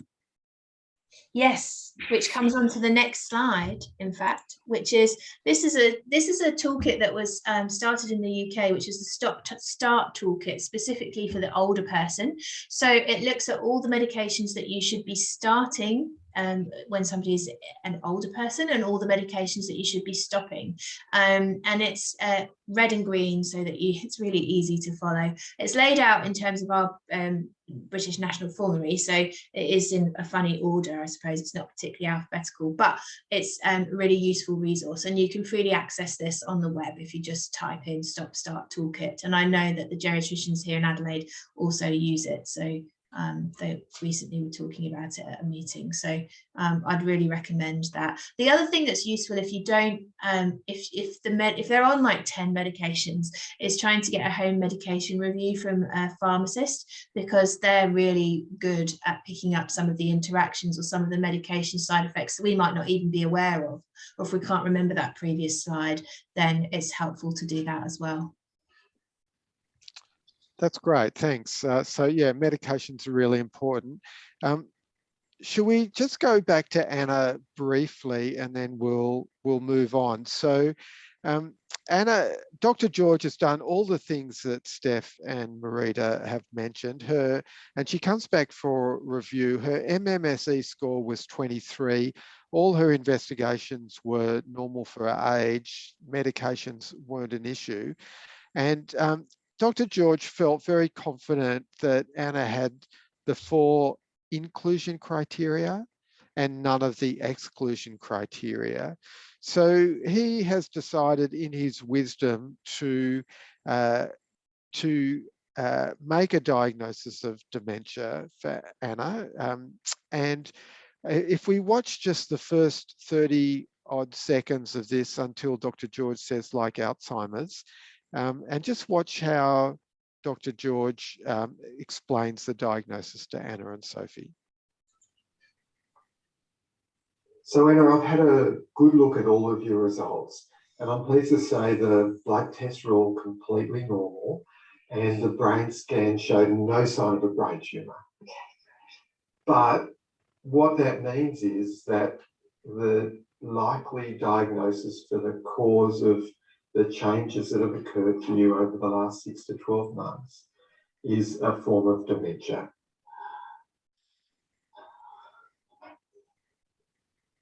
So like, it's like Alzheimer's. Like Alzheimer's. I guess I'm just interested. So just for time, we'll stop there because Dr. George craps on for a while after this. So Steph, what did you notice that Dr. George did there in conveying that diagnosis? Well, he used a summary. So he said, I'm pleased to tell you that all of your tests are normal. So that was probably something that they were concerned about, wanting to know the results of the test. And then he was very clear in his language. He said, based on all of that, the reason why I'm thinking this is that you have most likely got a form of dementia. And he said the word dementia, which is very clear. And then when Sophie said like Alzheimer's, he echoed what Sophie said by affirming it, saying like Alzheimer's. So the language used was very clear and also kind of supportive as well at the same time. So he used those sort of breaking bad news techniques of getting to the point and using the word dementia, and then he sat back and said nothing and waited for Anna or Sophie to speak first.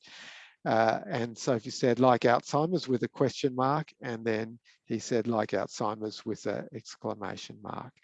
So I think just because of time, we might move on and just in the time remaining talk a bit about management, because I know people will be very interested in this. Marita, you spoke earlier about the stages. How does the stages help us with management? Yeah, I guess it sort of helps break it down a bit as well, so it doesn't feel quite so overwhelming for both the doctor and the person living with dementia and their carers. So if we can have our goals of care, just like we do again with chronic kidney disease. So with, stage 1, stage 2A, stage 3A, all that kind of stuff, I grab them out and I look at how I've got to manage that person. This is the same kind of process. So it's trying to give you a bit of a framework. So our overarching goals of care for caring with someone living with dementia is really to maintain dignity, because it can be a fairly undignified, a very scary illness for people to live with. So if we keep dignity central to every single goal of care, that's going to make that journey a lot better for the person and for their carers. So in stage 1, we talked about someone who is still at home. They're still able to be quite independent with the right support. So we look at providing dignity through maintaining that independence and optimizing, I guess, enjoyment in life, making people feel like they still have a real sense of purpose, because that's really important. In stage 2, we talked about the escalating care needs, and there can be some worries here around safety. So wandering, leaving the gas on, all those kind of things, leaving doors open, not being aware of who's coming in or out, or giving people things. So safety can become a real issue. So our goal of care then shifts to provide dignity through keeping the person safe. And then stage 3, we talked about, that's often when someone's transitioned into residential aged care because the needs become so great and there's a diminishing quality of life at that point in time. So our goal of care is to provide dignity through providing comfort. And so that's, really keeping that person central, trying to avoid unnecessary interventions or trips to hospital, having a clear plan in place for what's to happen if someone was to develop a pneumonia, a cough, a fever, some chest pain. How are we going to manage that so that we keep that person as comfortable as possible and avoid anything that can cause them distress or harm? So keeping that goal of care of dignity in place, and then the different kind of ways we're going to achieve that through each of those stages. And then within that, we can then sort of break down how we might do that using our domain. So how, for example, in stage 1, how might we optimize cognition? How might we optimize function? How do we prevent problems with behaviours happening? How do we pay attention to any of the psychiatric or the physical things we need to keep in mind? And you will have access to some GP management plans that you'll be able to utilise to set up these sort of management models. Yeah, and when we do our long 6-hour workshop, we go through each of the stages and each of the domains per stage in a lot more detail, but in this fairly abbreviated session that we're doing tonight, the key message is the overarching goal of care for each of those stages, and we'll show towards the end a link to where you can find all the resources that you need. So let's move on to the next slide, please. And Steph, this is the one that I brought you in too early. I had premature questioning, which is not very good. So do you want to just reinforce the important points and then we can move on from this? Yeah, so I guess this is just, if you look at the picture here on the left-hand side of the screen, you can see all of the risk factors that were identified in the Lancet paper from 2020. And, 40% of them are modifiable risk factors, which we're all familiar with. Obviously, education is not something that you can impact on somebody when they're, perhaps older, but certainly what you do with your brain throughout your life is important. So, people who've had further education or different types of education or use their brain in different ways is very cognitive protective, I guess.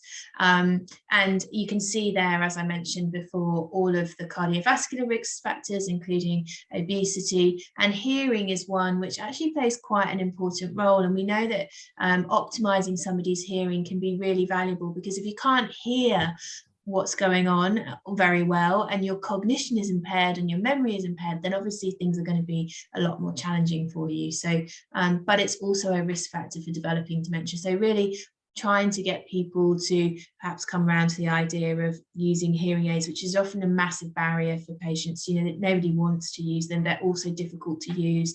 So, you know, trying to get people to come around to that, really.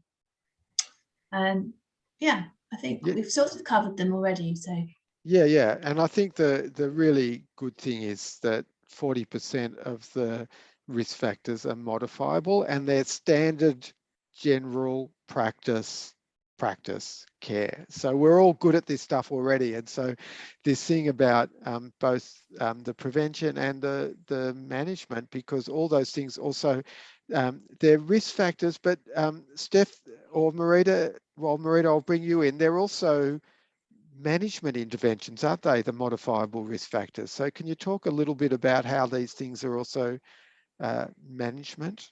Yeah, so well, they're really important to be talking to people at that age, 45 to 49, because we know that the disease process starts at this stage. You know, may not come out until someone's in their 70s, 80s, 90s, but this is when the process starts. So that's really important, but equally important when someone's diagnosed with dementia, that we want to employ these same strategies to slow the progression of the disease down. So they're important all the way along, but I think we're going to be seeing a space much more in that proactive prevention stage, because at this point in time there is no effective cure for dementia. I guess the main thing on this list is that these are bread and butter general practice interventions, both for prevention and also for instituting management, and we can do all of this. Let's move on, because I'm really mindful of time. So some of the other challenging aspects of dementia that we don't have time for tonight are around driving and behaviours of concern. But there are some resources that can help with both of these. Steph, do you know about the OT clinic? Yeah, in Adelaide? in Adelaide we have a clinic at Flinders, so which is a public clinic which you can refer to, so it doesn't incur as much cost as a private OT, and they will do a range of cognitive screening tests as well as detailed history from the person, and then they take them out for a drive in one of their cars. So that's kind of the gold standard. And I also went to a talk by the team there, and you know, it seems like a really well-run clinic, and I don't think it's a massive waiting list, but sometimes people also get referred to just the driving licensing organisation. They don't do as a comprehensive test, so it's not really that effective. And obviously it's a very challenging thing, but we have done a webinar on driving and dementia, and I think it's available on our resource page. So it's worth having a look on that. And then behaviours as well, it's obviously a very topical thing, especially with the institution of behaviour support plans now, and possible restrictions on our prescribing practice in terms of things like risperidone. So we also did a webinar on that, so I'd encourage you to have a look at that. But Dementia Support Australia also have some resources, as well as Dementia Australia as well, talking around that. But just on the management side of things, it really isn't a futile thing to manage. And what we should be thinking of is dementia is a chronic disease, and the more things that you can enable people to keep on doing, the longer they will be able to adapt and stay in their own home, which is what most people want. And that's, again, coming back to the importance of a timely diagnosis. We've recently been involved in a podcast with some people living with dementia, and they really talk about the value of being able to adapt and change the way they do things, so that, you know, it's not all you know, there's not all nothing you can do. There's lots and lots of things you can do, but not all of it involves medications. There are, you know, instead of putting meals on wheels into somebody's home, think about not de-skilling them. Think about putting a carer in there who can help assist with cooking, so cooking with the person, involving them. That's both social interaction, maintaining their skills, and keeping them in their own home. So that think on a broader scale and make it person-centered is the bottom line. Yes, thank you. Yeah, move on. Oh, this is a new slide. We don't normally have this slide. No, so do you want to talk about it? I know people are busting to get to the medication slide. Yeah. Well, this is just to say that things are changing. So there may be at some point in the, I don't know, not too distant future, a blood biomarker which will help to identify those people that are more at risk of dementia. So that would be looking for tau, which is one of the proteins that are deposited in the brain, in the blood system. Previously, it's only been identified in the CSF, and not many people want to have a lumbar puncture.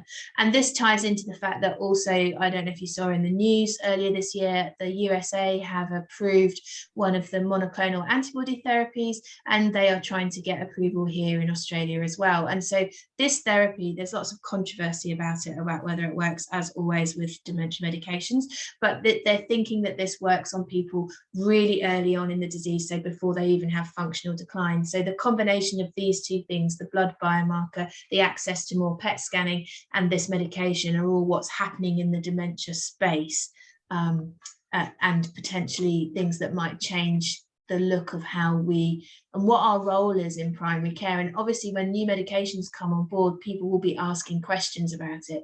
So we need to upskill in even the basics so that we can do this more advanced stuff. So speaking about the basics, Marita, can you, in the short time remaining, run over the medications that we might use to help manage Alzheimer's?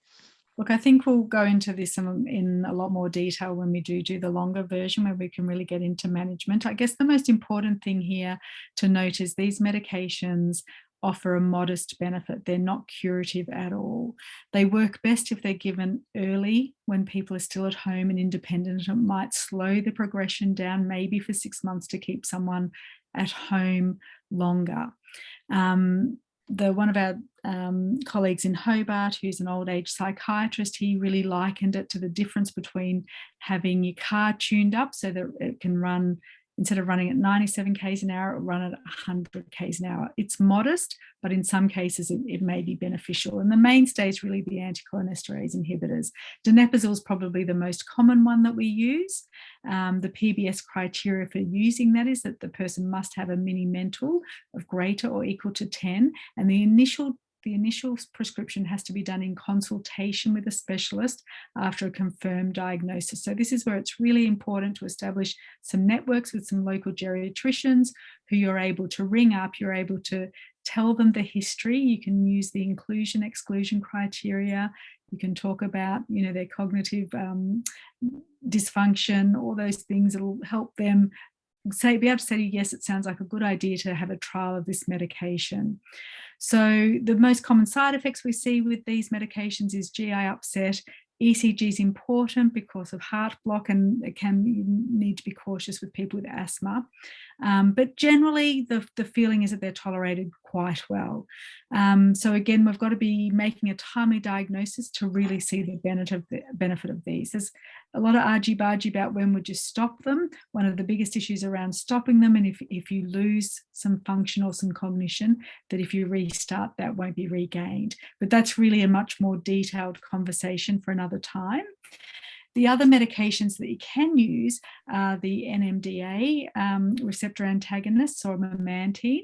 You can't use them on the PBS together. With memantine, you can have an your MMSC needs to be between 10 and 14.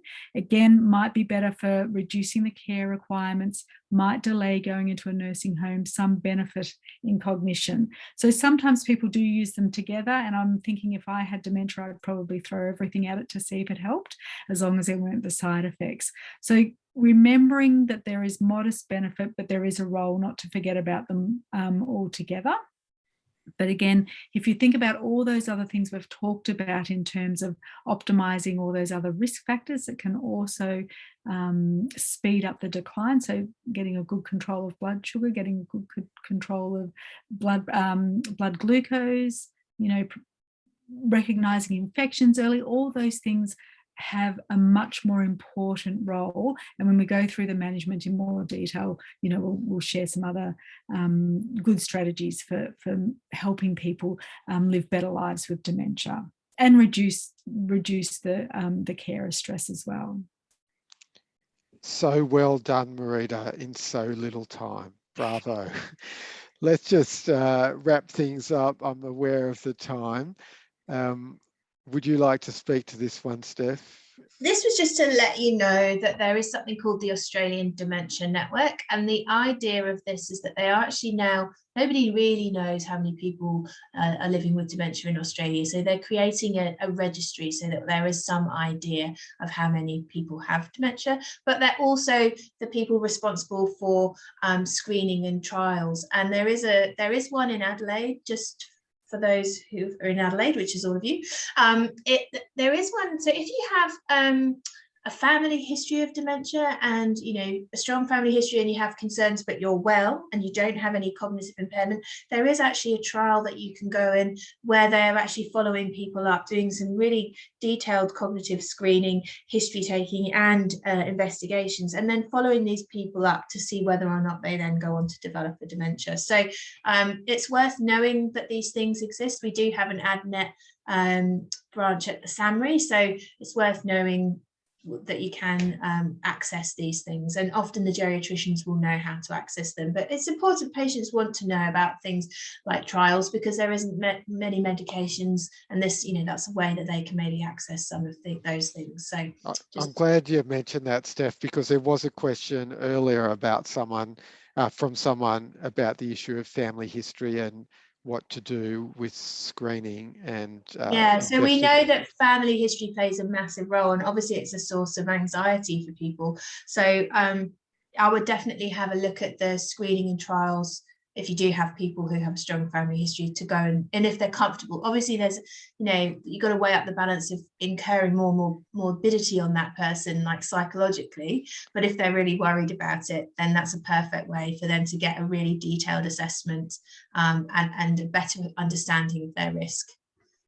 Great. So the last two slides are a bit of advertising of what we do. So Stefan, Marita and I have developed a podcast called Dementia in Practice, which is a conversational approach to discussing all things to do with dementia. You can get that wherever you get your podcasts, as they say.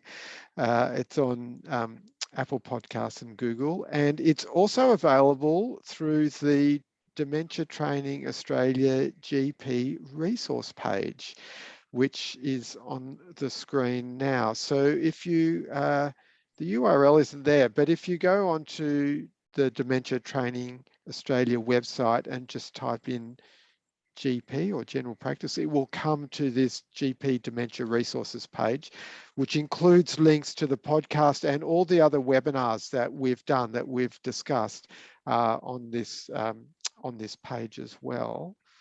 So I'm going to shut up now, Steph, and hand back to you in the studio. Back in the studio. Yes. My auditioning for, I've got a weather screen now. I'm going to talk about weather. Have we answered all the questions? I believe we have. Okay. And are there any more questions? Anybody out there with any more questions? Apparently there's still people there, but yeah. No. Okay. Yeah, so we can send links to these things, I think, can't we, to links to our webpage, and sure. Also we'll send the Delirium action plan out. So do I just press the next, because there's a question. Let's see what the question is. Thank you. Thank you. Yes, thank you very much for listening. We could really talk all night, but I'm sure you've got better things to do. So thank you very much for listening to us. We really appreciate it. Yeah. Do I click on the next slide for the evaluation, or does it automatically? No, it comes up automatically, so it's embedded. Just a quick reminder to everyone to fill out the evaluation form, and if you can send me the links that you want to pass on, I'll send it out in an email to all the participants from today. So thank you to our wonderful presenters. It did feel like a podcast, actually. Oh, did it? Oh, that's good. We try and keep it conversational, because it's nice to hear different voices. Yeah. There's always a different iteration, though, isn't there? Slightly. No, I quite enjoyed how you bounced back and forth between the three of you. Yeah. There was a different dynamic and, I suppose, format to what I'm used to in terms of webinars. So yeah, I really appreciate that. And thank you to everyone out there who gave up their Thursday night to come in and listen to this very informative and valuable webinar. All right. So if you want to press Thanks, stop. everyone. Yeah, thanks. And thanks for your questions and comments. Hopefully next year we might come live. Yes. You all come in here. What do I do now? So now we'll just stop recording.